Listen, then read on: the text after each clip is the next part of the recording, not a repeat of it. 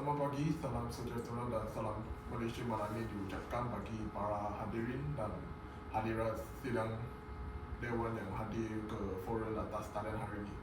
Nama saya Chong Jason akan menjadikan moderator untuk forum kita hari ini yang bertajuk Dampak Media Sosial terhadap kehidupan masa kini. Pada zaman modernisasi ini, media sosial sudah menjadi sebahagian penting dalam kehidupan masyarakat moden. Media sosial telah mengubah cara kita berkomunikasi, berkongsi maklumat dan berinteraksi. Namun ia juga membawa cabaran besar kepada masyarakat. Hari ini saya berbesar hati kerana dapat menjemput dan berpeluang mendengar pandangan daripada ahli-ahli panel yang pakar dalam bidang-bidang masing-masing untuk membincangkan topik ini secara menyeluruh. Sebelum kita bermula dengan forum hari ini, izinkan saya mengalu-ngalukan kehadiran ke semua dan berharap forum ini dapat memberi manfaat kepada kita semua. Paling pertama sekali, forum hari ini dapat menjemput seorang pakar psikologi yang mengaji tingkah laku digital profesional dia, Dr. Yap Hong Yi. Kedua, kita dapat seorang influencer, Encik Khairul Asman. Seterusnya, Menteri Komunikasi dengan Digital di Malaysia yang berhormat Dr. Goy Wijay, juga seorang pakar keselamatan cyber. Dan akhirnya seorang pendidik dan juga penjuang digital literasi, pensyarah profesional dia, Dr. Kang Hui Tong. Jadi, kita mulakan dengan Profesor Dr. Yap dari studi psikologi. Bagaimana media sosial mempengaruhi tingkah laku manusia dan apakah impak besar media sosial kepada mental masyarakat? Terima kasih, Encik Chong. Sebelum ini saya mulakan tajuk dampak media sosial terhadap kehidupan masa kini. Pada era digital yang serba canggih ini, media sosial bukan lagi sekadar alat komunikasi, tetapi telah menjadi sebahagian besar daripada kehidupan harian kita. Media sosial adalah media online yang memungkinkan pengguna berbagi, berkongsi, dan mencipta konten secara online.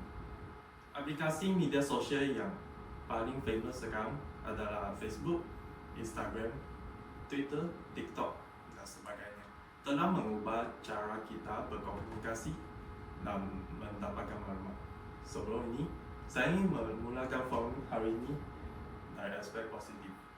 Salah satu aspek positif adalah mereka remaja dapat meningkatkan hubungan sosial dan menjadi platform untuk mengekspres dirinya. Sebagai contoh, remaja kini dapat memaknai foto-foto dan aplikasi sosial media seperti TikTok, Instagram, Facebook, dan sebagainya. Hal ini dapat meningkatkan interaksi mereka dengan rakan-rakannya di mana-mana tempat. Namun, ia juga menjadi punca tekanan, kebimbangan, dan kebergantungan pada like serta komen. Contohnya, mereka akan membandingkan antara rakan-rakan terhadap likes yang mereka dapat dalam sosial media. Selain itu, penyebaran maklumat secara pantas juga merupakan satu aspek positif dalam penggunaan media sosial. Media sosial membolehkan kita memperolehi maklumat dengan lebih cepat berbanding daripada keadaan tradisional. Sebagai contoh, semasa bencana alam atau pandemik, platform ini menjadi medium utama untuk mereka menyampaikan maklumat penting, amaran keselamatan atau garis panjang. Selama pengajian saya juga mendapati bahawa penggunaan media sosial secara berlebihan mengubah sistem kadar otak kita, menjadikan kita ketagih kepada kepuasan segera. Remaja akan bergantung terhadap sosial media dan akan berasa bosan terhadap kehidupannya tanpa penggunaan media sosial. Remaja-remaja juga mudah berasa cenderung. Sebabnya mereka akan membandingkan kehidupan mereka dengan orang lain melalui media sosial. Maka, salah mengguna media sosial memang mendatangkan impak negatif kepada orang remaja. Itu saja. Terima kasih. Terima kasih Profesor Yap. Seterusnya Encik Khairul. Sebagai seorang influencer, bagaimanakah pandangan anda terhadap tanggungjawab anda dalam membentuk tingkah laku masyarakat di media sosial? Terima kasih moderator Encik Chong atas soalan yang sangat penting bagi saya. Sebagai seorang influencer, saya menyedari betapa besarnya pengaruh saya terhadap masyarakat, khususnya di platform media sosial. Oleh itu, saya memandang tanggungjawab ini sebagai satu amanah yang perlu dilaksanakan dengan penuh dedikasi dan integriti. Dalam usaha membentuk tingkah laku masyarakat, saya perlu memastikan setiap kandungan yang saya hasilkan membawa mesej positif, membina dan mendidik. Saya akan memastikan kandungan saya melalui 3 langkah utama, iaitu pertama, mempunyai kesedaran dan nilai positif. Sebelum saya memuat naik kandungan, saya sentiasa bertanya kepada diri saya sendiri, adakah ini akan membawa manfaat atau memberikan inspirasi kepada pengikut saya. Saya cuba memastikan setiap perkongsian yang saya menyentuh topik yang relevan seperti motivasi, pendidikan dan kesedaran sosial. Dengan cara ini, saya dapat memastikan mesej yang disampaikan mempunyai impak yang baik kepada pengikut. Kedua, sebagai seorang influencer, saya percaya pentingnya berinteraksi dengan pengikut saya. Saya sering membaca komen, mesej peribadi dan maklum balas daripada mereka. Melalui perbualan ini, saya dapat memahami keperluan dan kebimbangan mereka. Interaksi ini juga membolehkan saya membentuk kandungan yang lebih bersesuaian dengan kehendak mereka. Ketiga, memerangi konten negatif. Sebagai seorang yang mempunyai platform dan pengaruh, saya rasa bertanggungjawab untuk menentang sebarang bentuk kebencian, penyebaran maklumat palsu dan trend negatif yang boleh merosakkan masyarakat, terutamanya golongan muda. Saya percaya media sosial bukan sahaja platform hiburan, tetapi juga ruang untuk menyebarkan nilai-nilai murni dan menyokong perubahan positif dalam masyarakat. Namun, saya ingin menegaskan bahawa tidak semua influencer bersikap bertanggungjawab. Demi mengejar populariti dan jumlah pengikut, ada yang sanggup mempromosikan trend yang tidak sihat, menyebarkan maklumat palsu atau melakukan perkara yang bertentang dengan nilai moral. Hal ini sangat membimbangkan kerana ia boleh memberikan kesan buruk kepada masyarakat, terutamanya golongan muda yang sering mencontohi apa yang mereka lihat. Itu sahaja daripada saya. Terima kasih. Saya setuju dengan Encik Khairul bahawa fokus pada kualiti dan nilai merupakan kunci dalam menghasilkan kandungan daripada fokus pada angka, kelantangan tontonan dan mengikut pilihan khalayak. Benar, tanggungjawab influencer amat penting dalam mempengaruhi masyarakat kini. Seterusnya Yang Berhormat Dr. Gui. Pada pandangan anda, apakah cabaran kini yang timbul tentang keselamatan cyber dan dihadapi penggunaan media sosial secara meluas? Terima kasih kepada Encik Chong. Media sosial pada hari ini telah menjadi sebahagian daripada kehidupan. Pada pandangan saya, cabaran yang timbul mengenai keselamatan cyber yang dihadapi oleh pengguna media sosial secara meluas adalah penipuan dalam talian. Penipuan dalam talian merupakan aktiviti jenayah yang dilakukan melalui internet di mana penipu menggunakan pelbagai taktik untuk memperdaya mangsa bagi mendapatkan kewangan, maklumat peribadi atau harta benda secara tak sah. Jenis penipuan dalam talian adalah seperti penipuan phishing, penipuan e-dagang, penipuan romantik dan sebagainya.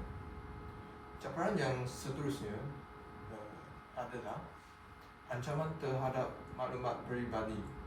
Kes kecurian maklumat peribadi semakin meningkat disebabkan pengumpulan dan penyalahgunaan data peribadi oleh pihak yang tidak bertanggungjawab. Ini boleh membawa kepada pelbagai risiko dan ancaman serius seperti kecurian identiti, penipuan dalam talian, spam dan gangguan privasi. Cara penjenayah cyber melakukan pencurian identiti penggunaan media sosial adalah melalui pengkongsian maklumat peribadi pengguna yang mungkin tidak mereka sedari, sensitif seperti tarikh lahir, lokasi dan maklumat hubungan. Penjenayah cyber menggunakan maklumat ini untuk merancang serangan seperti pencurian identiti, penipuan keuangan dan pengambilan akaun.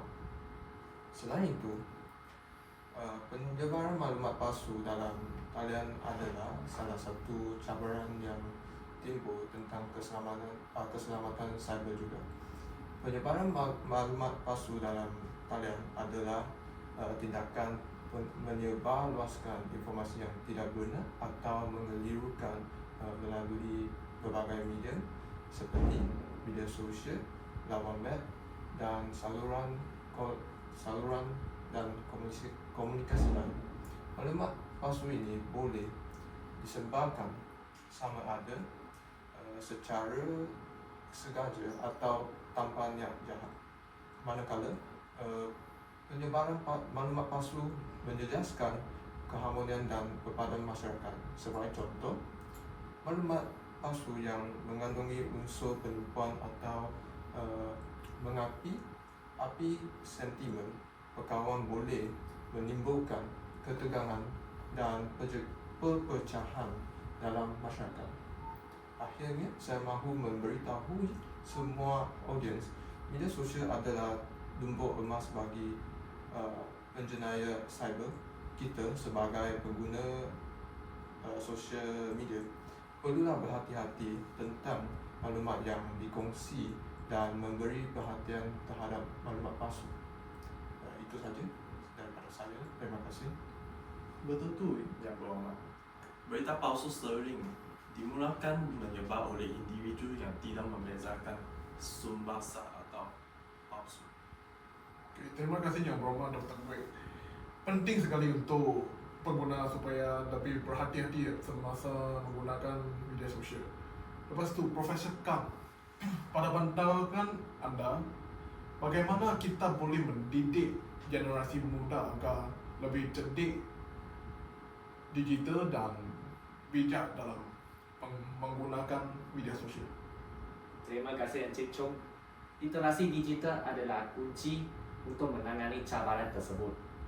Pihak Kementerian Pendidikan perlu melaksanakan pendidikan berkaitan media sosial dalam kurikulum sekolah.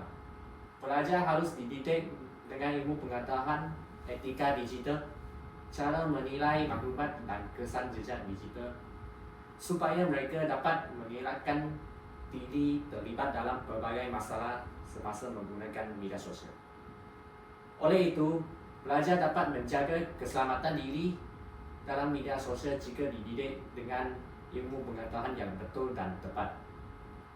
Selain itu, ibu bapa dan guru memainkan peranan yang penting dalam membantu generasi muda menjadi cerdik dan bijak menggunakan media sosial. Ibu bapa dan guru perlu menjalankan perbualan terbuka berkaitan dengan kebaikan dan keburukan media sosial terhadap generasi muda, serta mengalahkan generasi muda mengimbang aktiviti atas talian dengan aktiviti fizikal supaya mereka tidak terbagi dengan media sosial. Ibu bapa dan guru juga perlu memberikan perhatian terhadap generasi muda semasa mereka menggunakan media sosial. Hal ini kerana generasi muda mudah dipengaruhi oleh berbagai maklumat dalam media sosial dan mereka mungkin ditipu oleh maklumat palsu atau penjenayah cyber. Oleh itu, ibu bapa dan guru perlu memantau aktiviti generasi muda dalam media sosial supaya keselamatan dan privasi mereka dapat dijamin. Seterusnya, pihak sekolah juga memainkan peranan penting dalam menjadikan generasi muda cerdik digital dan bijak menggunakan media massa. Pihak sekolah perlu mengadakan ceramah-ceramah berkaitan media sosial kepada pelajar untuk memberikan pengetahuan berkaitan media sosial kepada mereka. Pelajar perlu mengetahui keburukan media sosial dan cara tidak menyalahgunakan media sosial supaya dapat mengelakkan diri terlibat dalam kejahatan media sosial. Oleh itu, pelajar mesti sentiasa berwaspada semasa menggunakan media sosial. Terima kasih. Maaf, saya ingin mencelah sedikit. Saya bersetuju dengan Prof. Kang dikatakan. Saya sebagai seorang influencer, saya merasa bertanggungjawab untuk menggalakkan pengikut saya, terutamanya golongan muda, supaya lebih berhati-hati dan bijak dalam menilai maklumat yang mereka temui di internet. Dalam dunia serba digital masa kini, penyebaran maklumat palsu dan tidak tepat semakin berleluasa, mencabar keupayaan kita untuk membezakan antara fakta dan fitnah. Oleh itu, setiap perkongsian harus diteliti dengan teliti agar kebenaran sentiasa menjadi keutamaan. Demi membentuk masyarakat yang bijak dan berintegriti, oleh hal yang demikian, saya sering menasihatkan mereka untuk berfikir 2 atau 3 kali, menyebab fakta dan memastikan sumber maklumat yang mereka baca adalah sahih sebelum mempercayainya atau menyebarkannya kepada orang lain. Itu saja daripada saya. Saya bersetuju dengan Encik Khairul. Pengguna perlu sentiasa skeptikal dan semak fakta tersebut sebelum berkongsi maklumat sebarang-barang. Terima kasih atas saraan yang sangat baik dari Profesor Kang, Encik Khairul dengan Yang Berhormat Koi. Media sosial sememangnya pisau bermata dua yang membawa peluang besar tetapi juga cabaran yang tidak kurang hebatnya. Jadi sekarang kita buka sesi soal jawab kepada audiens atas talian.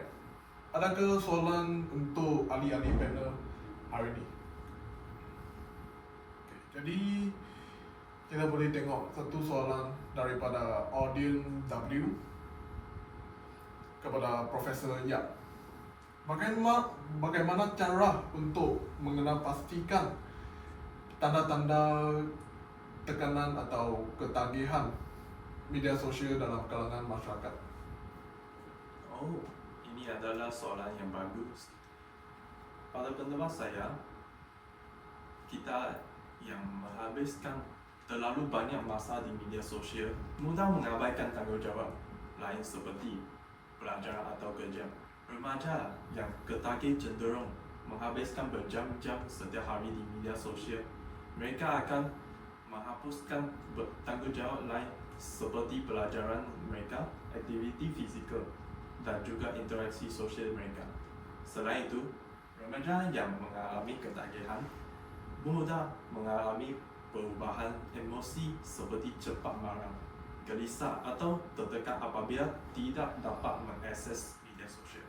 Jadi, mereka mungkin menunjukkan perubahan emosi yang mendadak seperti menjadi marah atau sedih selepas menggunakan media sosial, terutamanya jika mereka tidak dapat respons yang diharapkan. Seterusnya, remaja mudah membandingkan diri dengan orang lain secara berlebihan. Hal ini telah menyebabkan rasa rendah terhadap diri sendiri. Remaja mungkin sering membandingkan diri mereka dengan individu lain di media sosial yang boleh menjejaskan harga dirinya dan membawa kepada perasaan tidak puas hati terhadap diri sendiri. Oleh itu, ibu bapa dan guru haruslah peka terhadap tanda-tanda ini dan mengalahkan aktiviti alternatif di luar talian untuk mengimbangi kehidupan mereka. Terima kasih Profesor Yap. Seterusnya dari audiens X kepada Yang Berhormat Dr. Goy. Okey, Yang Berhormat Dr. Goy, tadi ada menyentuhkan isu tentang berita palsu tadi. Ya. Apakah langkah mudah yang boleh diambilkan oleh pengguna untuk pastikan dan mengelakkan daripada berkongsi maklumat yang sah, salah dan atau yang tidak benar? Baik, soalan yang sangat bagus. Pertama sekali, kita pastikan maklumat yang diterima datang dari sumber yang sah dan boleh dipercayai seperti media utama, laman web rasmi atau pakar dalam bidang berkaitan. Jika maklumat itu datang daripada laman web atau akaun media sosial yang tidak dikenali atau meragukan, kita kena lakukan penyelidikan lanjut. Kedua, kita perlulah memeriksa kebenaran maklumat sebelum berkongsi.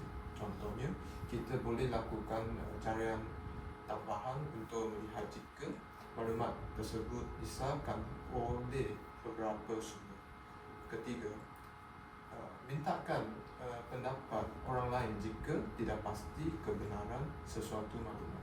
Sebagai contoh, kita boleh dapatkan pandangan daripada rakan atau ahli keluarga yang lebih berpengalaman dalam menyaring maklumat atau mereka yang mempunyai pengetahuan dalam topik tersebut.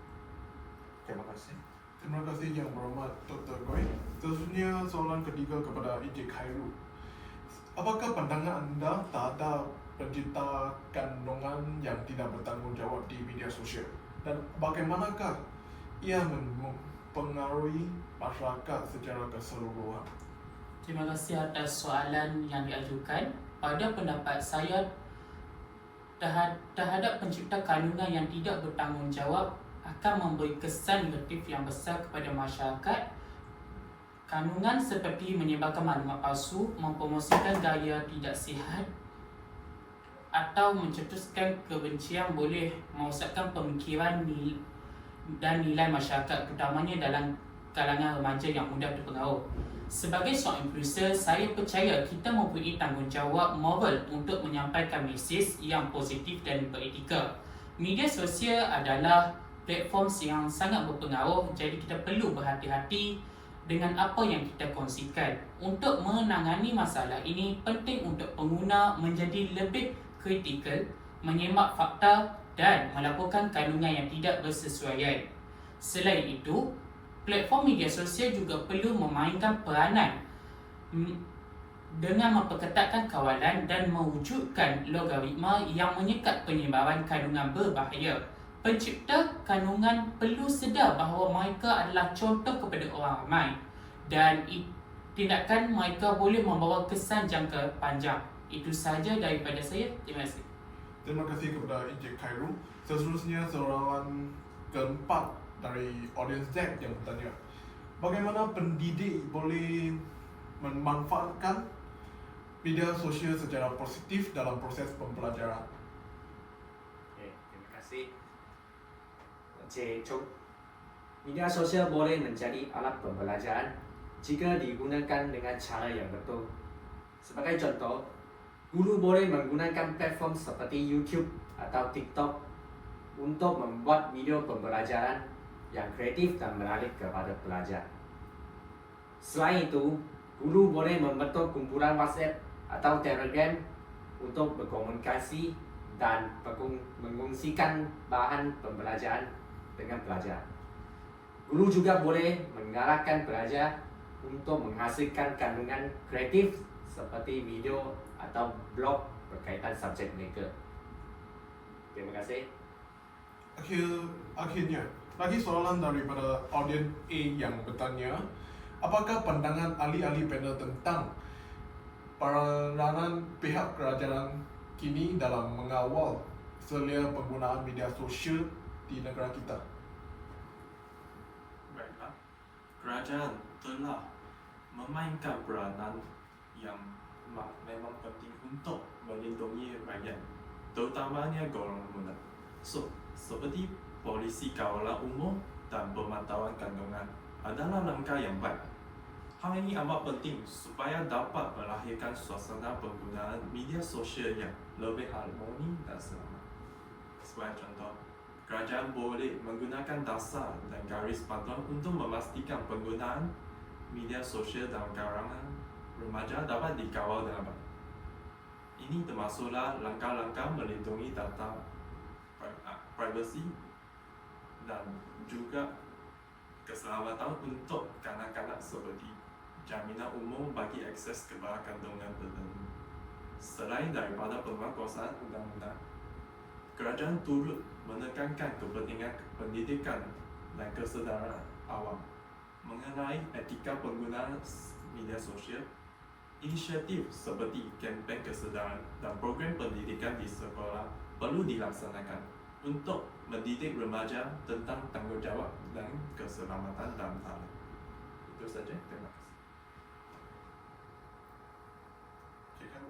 Okey, pada pandangan saya, peranan kerajaan dalam mengawal selia penggunaan media sosial adalah sangat penting bagi memastikan kandungan yang disebar tidak melanggar undang-undang, norma masyarakat dan nilai-nilai yang dipegang oleh sesuatu komuniti. Namun begitu, kawalan yang terlalu ketat boleh membawa kesan negatif seperti menjejaskan kebebasan bersuara yang merupakan salah satu hak asasi manusia. Oleh itu, selain usaha kerajaan, setiap pengguna juga perlu bertanggungjawab untuk menggunakan media sosial secara bijak dan bertanggungjawab dalam perkongsian mereka. Kerjasama antara kerajaan dan pengguna amat diperlukan untuk mencapai keseimbangan dalam penggunaan media sosial. Dengan adanya peraturan yang adil serta sikap bertanggungjawab setiap pengguna, media sosial boleh menjadi platform yang positif dan bermanfaat untuk semua. Itu saja daripada saya. Terima kasih. Okey, terima kasih Encik Khairul. Yang berhormat Dr. Gui. Baik. Pada pendapat saya bersetuju pihak kerajaan mempunyai peranan penting dalam mengawal selia penggunaan media sosial. Pihak kerajaan perlu bekerjasama dengan platform media sosial aktif. Hal ini dikatakan demikian kerana kerjasama antara dua pihak dapat membanteras jenayah cyber seperti scamming atau penyebaran berita palsu. Sebagai contoh, kerajaan boleh menggetarkan undang-undang terhadap iklan yang dipamerkan di atas platform media sosial. Iklan negatif seperti iklan scam, iklan berjudi dan iklan seks dapat dikurangkan. Dengan ini, kes jenayah penipuan dalam talian juga dapat dikurangkan. Terima kasih. Profesor Kang. Kerajaan mempunyai sebahagian tanggungjawab dalam mengawal selia penggunaan media sosial di negara kita melalui pendidikan. Kerajaan boleh melaksanakan pendidikan berkaitan media sosial dalam sistem pendidikan supaya pelajar dapat memperoleh pengetahuan media sosial. Hal ini kerana cara ini dapat memberikan pengetahuan media sosial yang lengkap dan jelas kepada pelajar. Oleh itu, kerajaan perlu mementingkan pendidikan berkaitan media sosial dalam sistem pendidikan negara kita. Terima kasih. Terima kasih kepada semua ahli-ahli panel. Sekarang kita semakin hampir ke hujung forum. Sebelum kita menamatkan forum hari ini, izinkan saya bertanya kepada semua ahli-ahli panel hari ini sebelum ini dengan satu soalan. Apakah mesej atau huraian yang pendek yang ingin anda semua cuba menyampaikan pada hari ini, pada forum hari ini tentang media sosial kepada para hadirin talian? Profesor Yap. Untuk saya, setiap isu yang dibangkitkan tadi memerlukan penyelesaian yang bijak dan menyeluruh. Para penonton, ingatlah kata saya, teknologi adalah dalam kawanan kita, bukannya dikawal olehnya. Itu Terima saja. kasih Profesor Yap. Encik Khairul. Okey, mesej penting yang saya ingin tekankan adalah gunakanlah media sosial sebagai alat platform untuk menyebarkan kebaikan atau manfaat, bukannya menjadi punca tekanan ataupun konflik. Terima kasih Encik Khairul. Yang Mohd Dr. Boy. Mesej pendek yang saya nak sampaikan adalah jagalah privasi kita. Sentiasa waspada terhadap maklumat palsu untuk utamakan diri dan ahli keluarga kita. Terima kasih. Terima kasih. Profesor Kam. Okey. Mesej penting yang saya sampaikan pula ialah belajarlah ilmu pengetahuan media sosial supaya kita tidak dipengaruhi oleh media sosial.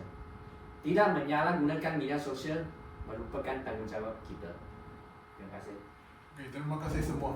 Sebagai penutup forum kita hari ini, saya ingin tegaskan bahawa media sosial adalah alat yang sangat berpengaruh dalam membentuk kehidupan masa kini. Namun, ia terpulang kepada kita untuk memanfaatkan kelebihannya sambil menangani tabarannya dengan penuh hikmat dan tanggungjawab. Melalui literasi digital, kesedaran keselamatan dan penggunaan yang sederhana, kita dapat membina masyarakat yang lebih bijak dan harmoni selaras dengan aspirasi Malaysia mana ni, iaitu keseimbangan antara teknologi dan nilai kemanusiaan. Lagi satu kali terima kasih kepada semua panelis atas pandangan yang sangat bernas, dan ribuan terima kasih kepada audiens dari Peckford Talian atas perhatian anda. Semoga pembincangan ini dapat memberi kesedaran dan panduan kepada kita semua untuk menjadikan pengguna media sosial yang lebih bertanggungjawab. Sekian, terima kasih dan salam Malaysia Melati.